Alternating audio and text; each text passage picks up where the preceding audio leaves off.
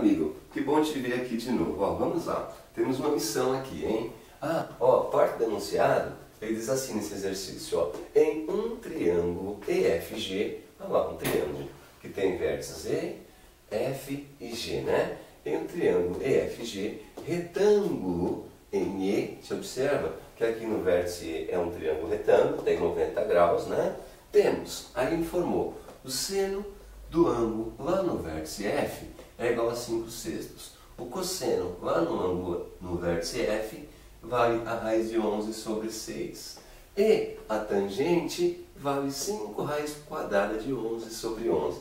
Então observa que ele deu um triângulo retângulo, os vértices E, F, G, e informou todos os valores aqui para esse vértice F, para esse ângulo. Olha lá, disse que no F vale 5/6, no F raiz de 11 sobre 6 e lá no F 5 raiz de 11 sobre 11. Então ele dá todas as informações referente a esse ângulo F. E depois pede para que a gente encontre os valores referentes a esse ponto G. Olha lá, calcule seno de G, cosseno no vértice G, a tangente do ângulo no vértice G. Dá todas as informações desse e pede esse daqui. Não tem problema. Durante os seus cálculos, você vai perceber que existe um atalho aqui, ó. Em um triângulo retângulo, você tem um ângulo de 90 graus e tem os outros dois ângulos. Então, os outros dois ângulos sempre vai ter uma relação entre eles. Assim, se você calcular o seno desse ângulo F, se você tiver o valor do seno aqui, do ângulo, aqui no vértice F, esse seno vai ter o mesmo valor que o cosseno desse. Eles fazem os valores inversos, O seno do ângulo lá no vértice F vai ter o mesmo valor que o cosseno do ângulo lá no vértice G. Então, o seno de um é igual ao cosseno do outro. Da mesma forma, se você pegar o cosseno, né, do ângulo lá no vértice F, ele será igual ao seno do ângulo lá no vértice G. Então, essa relação aqui é sempre verdadeira. Olha só, nesse caso aqui, o seno do ângulo F, quanto que é? Vamos ver, foi dado aqui, seno do ângulo do vértice, né? O seno do ângulo do vértice F é igual a 5/6. Então, nesse caso aqui, nós sabemos que vai ser 5/6. Olha lá, o seno do ângulo F é igual ao cosseno do ângulo G, do vértice G, e ele vai ter o valor de 5/6. Olha lá, então não tem problema. Primeiro aqui, ele quer o seno do ponto G. Estamos encontrando quem? O cosseno do ângulo no vértice G. É esse valor que nós encontramos, Cosseno do ângulo lá no vértice G vale 5/6. Bem tranquilo, né? É só fazer essa relação.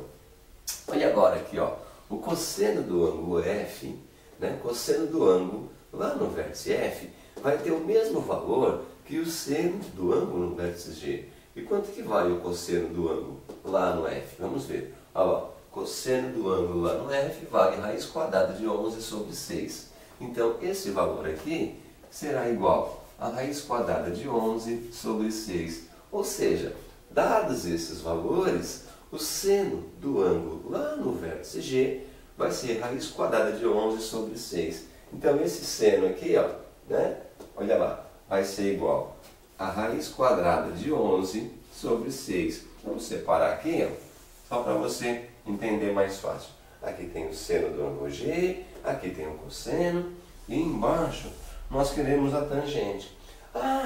Você lembra que para calcular a tangente de um ângulo, olha, para você calcular a tangente, lembra que era só você pegar o cateto oposto e dividir pela hipotenusa? Lembra disso? Que legal! Então, para calcular a tangente de um ângulo qualquer, né, é só você pegar o valor do cateto oposto e dividir pela hipotenusa. É tranquilo. Mas quando você não conhece nem o cateto oposto e a hipotenusa, como é que vai fazer para achar a tangente? Existe pelo menos mais uma maneira. A tangente de um ângulo você pode ser calculada com o cateto oposto dividido pela hipotenusa. Também pode ser calculada, essa tangente, ela pode ser calculada com o cateto oposto pela hipotenusa ou também com o seno dividido pelo cosseno. Então depende dos valores que você tiver. Se você tiver cateto oposto e hipotenusa, Legal, você faz a divisão entre eles, né? Tira a razão. Ah, se você tiver o seno e o cosseno, também é só fazer a operação entre eles, não tem problema.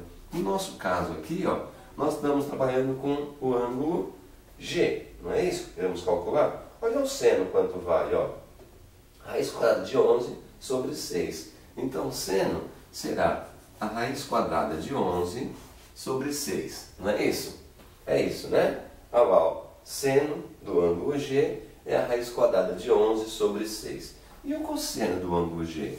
Então, o seno está em cima, tem esse traço, né, de fração que vai dividir pelo cosseno dele. E o cosseno dele vale 5/6. Olha lá, o cosseno dele vai valer 5/6.